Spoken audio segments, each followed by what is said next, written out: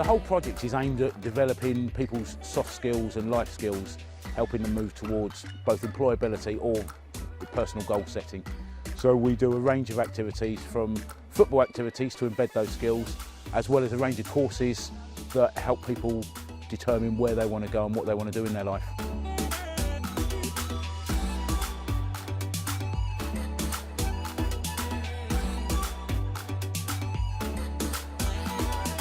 It's good for the club to give back to the community.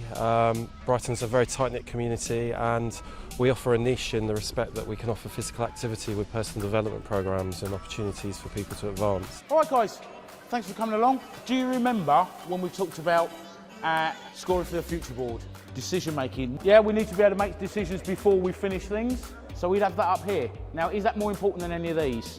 When they were going through the stuff on the board with Tony, the communication amongst the group was absolutely fantastic. When we was playing, you always have to talk, and that's the thing that was evident when we was inside there, watching everyone really getting on and talking.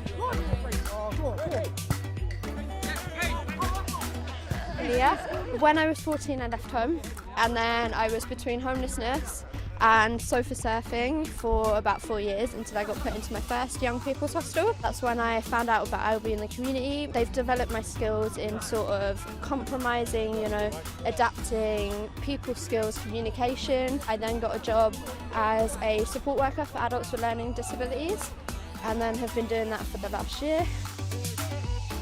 It's helped me with confidence, given me life skills. The rehab that I went through, I'm now working there, doing the mentoring, I'm doing a placement there.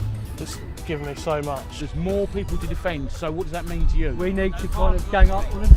Say that again, Steve. We need to kind of make more numbers. What was that phrase? We need to work as a team. We need to work as a team.